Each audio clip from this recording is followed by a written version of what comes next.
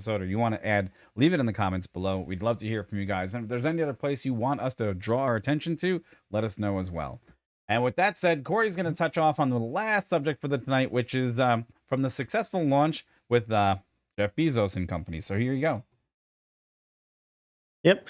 So yeah. So if you haven't kept track of, or if you did know too, Jeff Bezos just launched his rocket with 4 people on board, himself and then 3 others. Just recently becoming the second billionaire in a few weeks here to get up into low Earth, well, the edge of space as it would be, not quite making to orbit, but one of the people on board was aviation legend Wally Funk. She's a female, 82-year-old female that's flown a bunch of stuff over her career.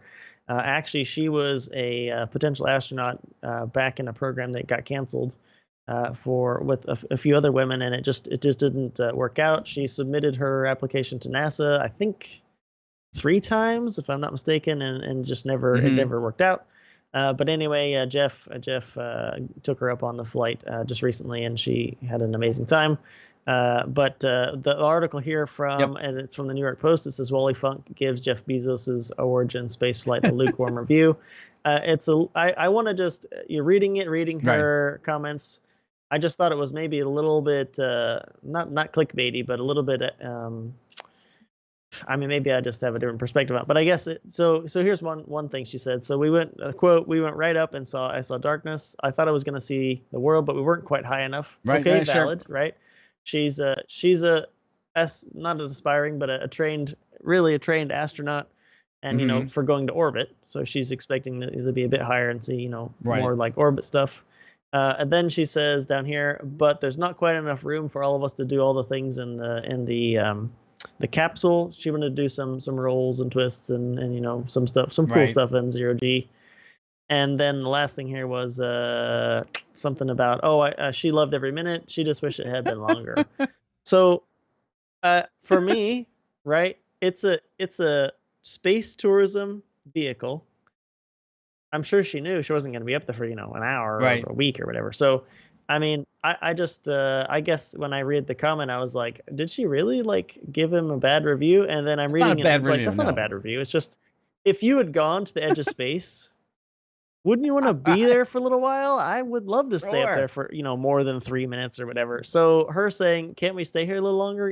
That's, I don't know. What do you think, man? I thought it was a bit of a maybe. I thought it was kind of clicky in that respect. And one of the things that should be touched on is, look, you're good. You have two options to go to space, right? You have Virgin Galactic, and then you have this, and you either want the big windows and the straight shot on basically what some people are calling the phallic rocket. Okay, you have that opportunity, and then you have the other options. So sure, hey, she's 82 years old, and she had more experience than anyone in aviation on that aircraft. Matter of fact, except for maybe the 2 pilots that flew the Virgin Galactic rocket up with what's his face on board. They're experienced aviators, but she actually had the aspirations to go up into a higher Earth orbit, and she had a conception in her head about what it would look like and feel like, and good for her. I think she's got 16,000 hours or something. She's flown a bunch of stuff, so she knows what she's talking about. Wow. The general. No, it's not that. The general is landing them left and right here. He turns around, he's like, I like Branson's concept because it can actually be used for travel and carry things over distances. Bezos made a nice, neat viewing tower. You're 100% right. Being polite the other day, I said something very similar, is the fact that the experiences are 2 totally different things, right? And if you're an aviator and if you're interested in piloting, going the Virgin Galactic route is 10 times more the experience, right? Right.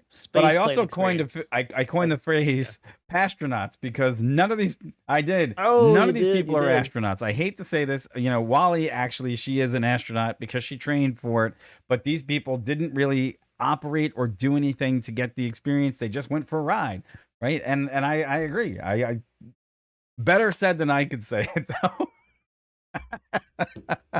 So there you go, internet. Mike is coining the phrase astronauts. It's mine. Astronaut. Don't touch it. I have it on video. You can't have it. It's mine, and it's with 2 S's, PASS, and astronaut. Astronaut. Yeah. Yeah, we kind of got on that topic last show, because there was some talk going around the internet that people were saying people that do these flights up into the edge of space they're technically astronauts, but then they're like, but are they, like, should they get full astronaut wings? Well, not really. They didn't. They're just passengers, because space Right. tourism is now a thing. And then you had all there was a conversation about, what wings does the Air Force and the Army and everybody, what wings do they get as astronaut? Well, they get astronaut wings, and anyway, it was like, yeah, it's a whole other thing about different subcategories of, did you go to orbit? Did you not go to orbit? What kind of wings do you get? Buffalo with blue cheese on the side. That's because you're a passenger. Okay. Did this thing come with a cart service? Is there?